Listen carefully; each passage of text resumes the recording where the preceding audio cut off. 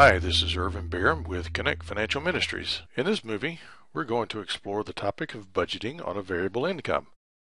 One of the issues that seems to make creating and staying on a spending plan, or budget, a little harder is when you don't receive the same amount of money each month. A variable income could result from having a job where you're paid by the hour, a job that pays on a commission basis, or you could be self-employed. Notice I said it was a little harder, not impossible.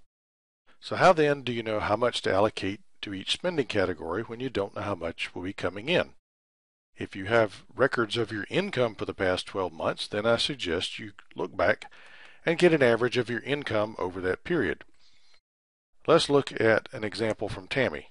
Tammy owns her own business, and after subtracting her business expenses, this is what she was able to pay herself as salary over the last 12 months. As you can see, there are some large variances between the high months and the low months.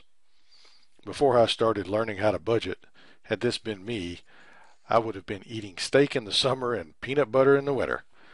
But so you can avoid gastronomic distress, let's look at a better way, shall we?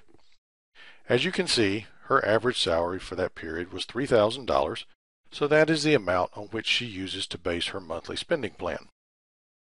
Another method to arrive at a workable average would be to throw out the high month and the low month and then divide the total of the other 10 months by 10 and use that as an average.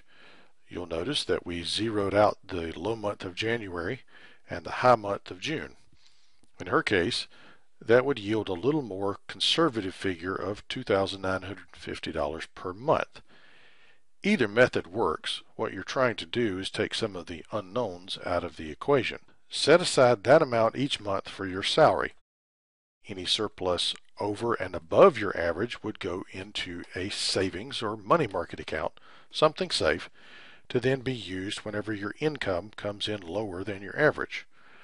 In those months where you have a shortfall, then you would withdraw funds from your savings to cover the shortfall.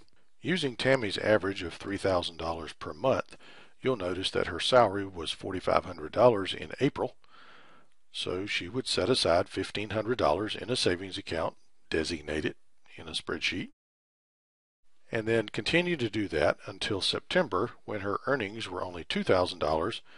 She would begin to use the savings to make up the difference. If you have a steady base in your variable income, but for example are paid overtime or only partly on commission, then a lot of times what you can do is fund the basics such as food, housing, those kinds of things, and use the variable amounts to fund things that don't come due every month, such as clothes or auto, insurance premiums, school supplies, etc.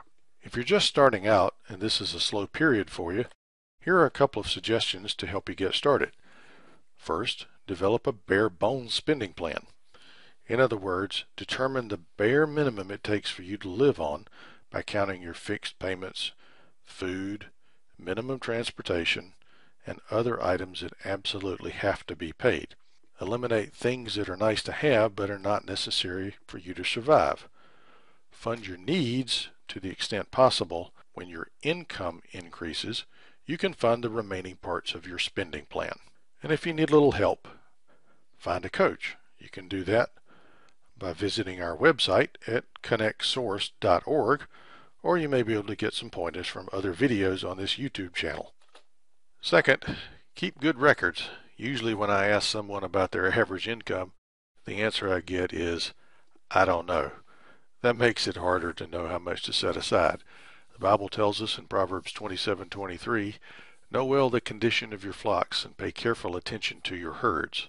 In other words, keep good records. Finally, don't get discouraged. Keep at it. It usually takes several months, and it really doesn't happen overnight. It takes that long to get it running smoothly. You may be asking yourself, how do I know this works? My wife and I use this method as taught by the late Larry Burkett, one of the pioneers in this area, to get on a budget, stay on it, and get ourselves out of debt. I've started and run a consulting business, been paid on both commission and on an hourly basis, and operated on a variable income for many years. Yes, it is challenging, but it's not impossible.